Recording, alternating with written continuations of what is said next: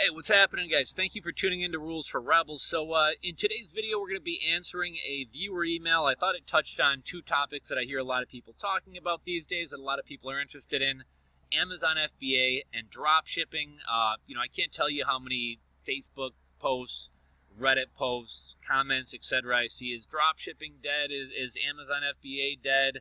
All this type of stuff. And this subscriber, this viewer, had kind of mentioned how he kind of noticed maybe my stance has changed a little bit. So I just figured we kind of touch on that for a few minutes. I'm going to start doing more videos like this, more kind of short form videos, kind of talking about these topics. And a lot of times when I make these videos, I'm not trying to sit here and kind of talk at you guys or lecture. I really like to get discussions going. I'd like to get a lot more action going on in the comment section below. I know I love reading comments. Personally, a lot of times I get more value out of the actual comments than I actually get from a video. So, and I know a lot of you guys are doing drop shipping, Amazon FBA, got other things going. So, I would love to hear from you guys as well as other people watching this channel would as well. So I'd love to have you guys drop your opinions or thoughts on this below. We'll just get right to, one more thing, just kind of a housekeeping thing. So, I've been slacking a little bit on the video creation and stuff. I got a lot of stuff going on this month. It has been kind of insane for me. I'm actually going to be selling my company here at the end of the month. Or initially, me and my partner were going to sell it and do kind of a profit share with another company. My partner at the last minute kind of changed his mind, decided he wants to keep it. I decided it's still time for me to kind of move on and kind of do other things. I'm looking at maybe kind of moving out of this area, and it really wasn't going to work with me and my partner trying to run this business from different cities and things like that. So I've decided to kind of move on to other things. I think it's going to give me a little bit more time for YouTube. I know a lot of YouTubers make these videos starting over. What would I do if I started over? And it's all very hypothetical. It's like, okay, some of them are on some bullshit, but it's some of these guys are loaded or have done very well. And so looking back saying, oh, what would I do if I had to start from scratch? It's kind of hard to, I don't know, a lot of times I just don't get much out of those videos. And here I find myself kind of in that very same situation that I literally am going to be starting over, and I'm going to kind of document that process. A couple different things I'm looking at. I'm looking at maybe getting a real estate license. I'm looking at maybe getting into merchant processing sales. I've had, over my course of the past few years, in e-commerce, have had a lot of headaches with finding merchant processing, keeping merchant processing. Some of the businesses that I've been involved in have been considered high risk. So I have a lot of experience in the space from the side of being the consumer or the e-commerce person, and I think if I can educate myself a little bit on the sales side of it, I think there's a lot of value I could provide in helping other people kind of get set up with merchant processing, especially people who are having a hard time with merchant processing. And I know drop shipping is kind of a big popular thing right now. A lot of drop shippers are losing their processing. A lot of companies don't want to take on drop shippers because it's considered high risk. If you actually go look at Shopify payments, but I guess Stripe, if you actually go look at the Stripe terms of service, you'll see there that they classify drop shipping as a high risk business and don't allow it. But anyhow, I guess my point being, I'm going to be starting a lot of different new hustles and things like that. I'm going to be relying a little bit more on some of these passive income streams that I have, and I'm going to be trying to get some new things going, maybe trying to get into some new stuff in e-commerce, really kind of trying to plan my next move and things like that here. I'm going to be kind of crazy for the next couple weeks, but after that, you guys will be seeing a lot of me on YouTube. I think I might start doing like a daily live stream in the morning for 10-15 minutes. I'm going to start doing kind of some more series and some more segments, some more long-form videos. Blowing away there. I'm going to try to start doing some more collaborations and things like that. So stay tuned. We got a lot of that to come. But kind of getting into this question here. So I got an email today from David, and it says, I am a recent subscriber to your YouTube channel. I subscribed 3 weeks ago. I just watched one of your videos from 10 months ago about why Shopify and Amazon FBA is dead. However, I have noticed that in recent videos, your stance is somewhat changing from dropshipping. Has your opinion about FBA changed as well? So, that video, Shopify and Amazon FBA is dead. I'll have to go back and rewatch it. I mean, obviously those things aren't dead. Shopify, when people talk about Shopify is dead, and I realize I probably throw it out there too. It's kind of a clickbaity title. It kind of grabs some attention, but Shopify is just a store builder. There's no such thing as Shopify is dead, because maybe selling paracord bracelets on Shopify is dead, but if you roll out an interesting product or you're doing something that other people aren't doing, you can still get ahead. It's like when people say YouTube is dead. Like, yeah, there might be too many reaction channels, but if you do something different, there's no reason why people won't watch your other content. As far as like my stance on drop shipping changing, I wouldn't say my stance on drop shipping has changed. I'm personally not a huge fan of drop shipping as a business model, but I don't necessarily see anything wrong with it. I've always kind of said, you know, if you can go out and find a domestic supplier of an interesting product, if you have a different way to market something, if you have a product that solves a problem, you know, I think drop shipping is great in terms of people who don't want to manage inventory, people who don't want to have to fulfill their own orders, you know, people who don't have the time or the space to fulfill orders.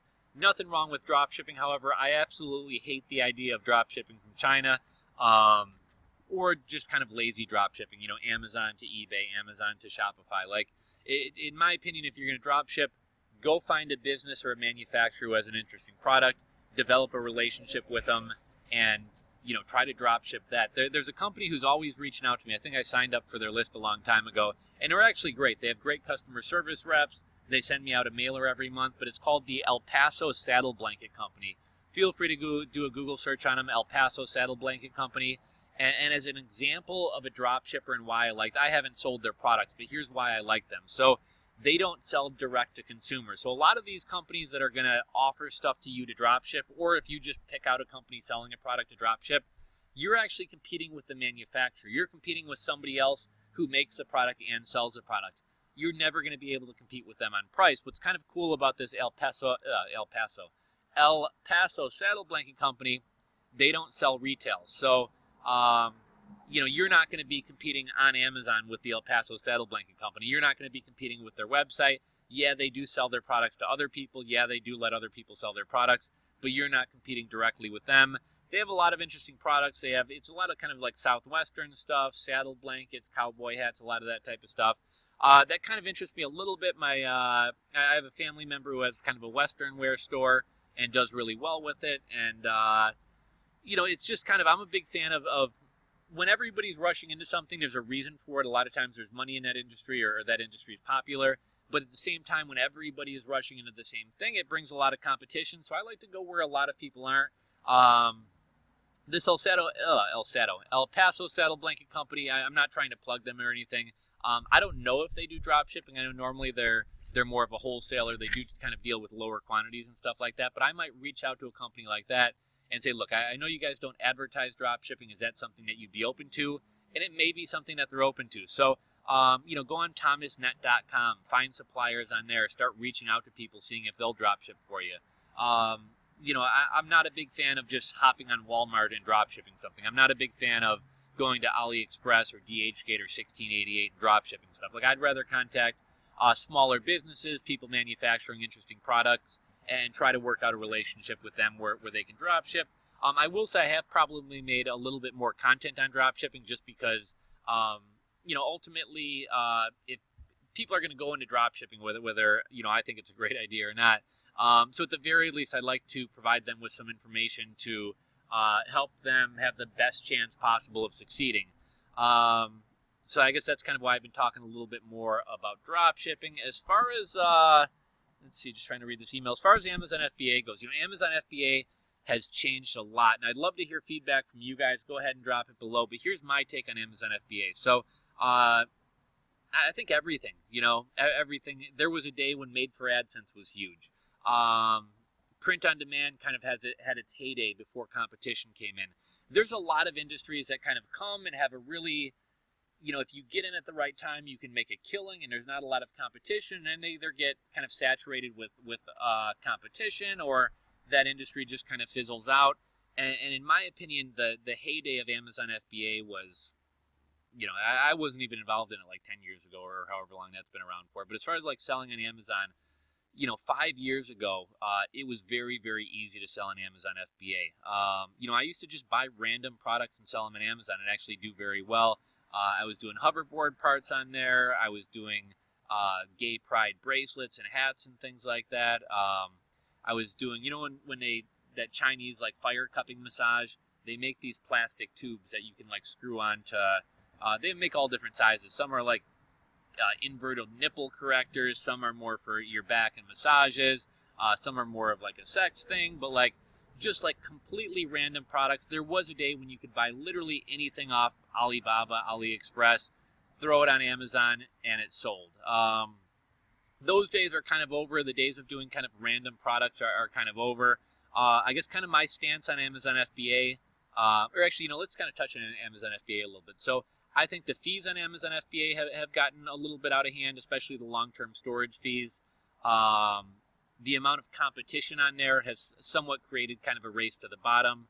A buddy of mine just recently sold his Amazon FBA business. He sold mattress covers, and what kind of worked out well for him is he wasn't completely reliant on Amazon FBA.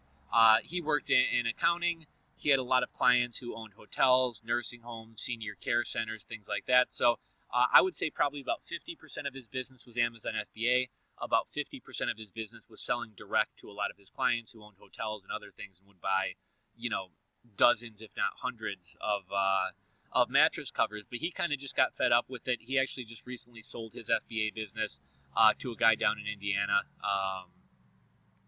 But, you're starting to see a lot of people who were doing FBA and having a lot of success with it, getting out of it. I was just talking to a web designer buddy of mine who I'm working with on creating a website for an oral surgeon. And he was just saying one of his buddies was making like, I think it was $5,000 a month or $5,000 a week, but pretty passively selling this one product on Amazon FBA. He talked to the guy recently. He said, how's your FBA product going? He's down to $200 or $300 a month.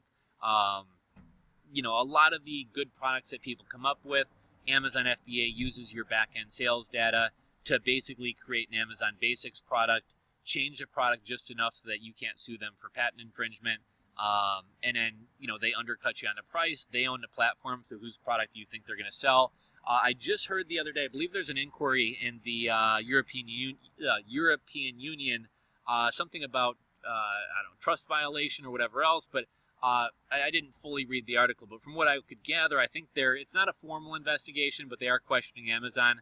And I think kind of what they're getting at, I've always felt like it's kind of unethical for Amazon to take money from us, charge us for selling on their platform, and then use that sales data to kind of compete directly with us. And it looks like that's kind of what the EU is kind of looking into right now. I noticed like Europe and the UK tend to be a little bit stricter on those types of practices and things like that. So yeah, I just kind of think the days of selling random products on Amazon FBA and having success with it and making money with that type of stuff is kind of over. I think of Amazon FBA as being one sales channel, right? Like, maybe there was a time when you could actually create a business on Amazon FBA. I mean, in my opinion, if you want to roll out a product, if you want to create a brand, do it, sell it on Amazon, use Amazon as a way to get your name out there. Use Amazon as a way for people to have a place to maybe check reviews on you. But ultimately, you don't want to build your business on Amazon. And personally, I wouldn't even want most of my sales going through Amazon. I would want to try to drive most of my sales to my own website. I'm going to grab something and show you guys something here real quick.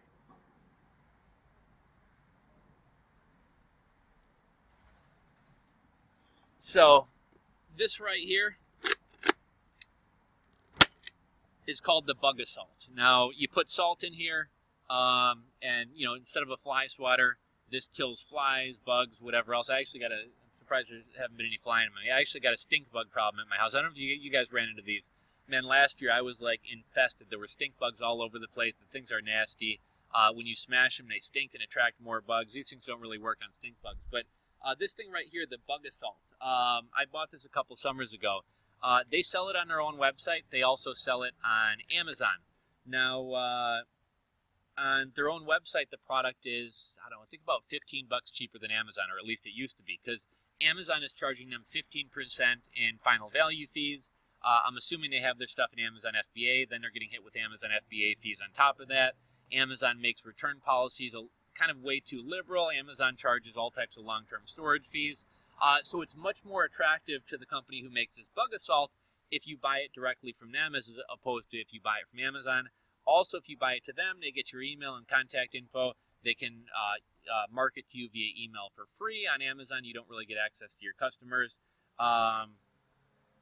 So what this company has done, they've built a brand. They have their own website. Amazon is a sales channel, but it's not the entire business. So it's kind of funny. When I wanted to buy one of these, I was like, I wonder how well these work. So I went to their website, I checked it out, I didn't buy it right away. what I actually wound up doing, I stumbled upon their product on Amazon. I saw a bunch of reviews. I got to read a bunch of reviews.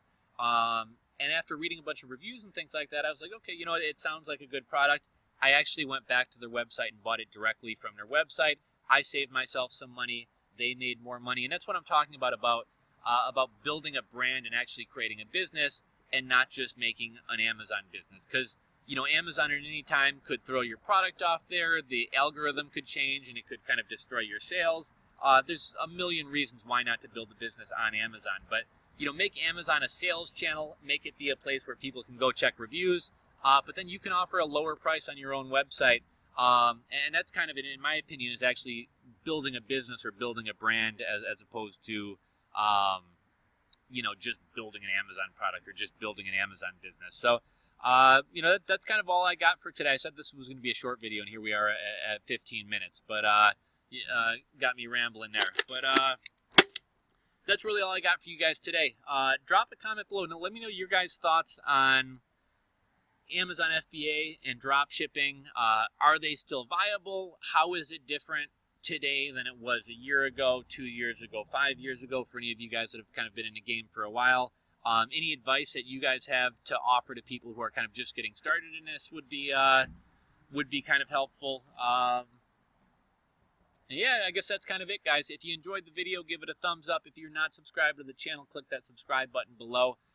We're slowly creeping up towards 100,000. Stay tuned, guys. I'm going to be spending a lot more time on YouTube here in the next couple weeks after I kind of tie up some loose ends and things like that. And I'm going to be kind of trying out a lot of different stuff, starting a bunch of new hustles, maybe rolling out a merchant company. I'm partnering with a website design buddy of mine.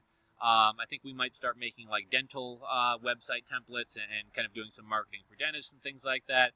I may be offering some design services and things like that to anybody who's interested. But I kind of got a lot of pokers in the fire, kind of trying to figure out what my next move here is going to be.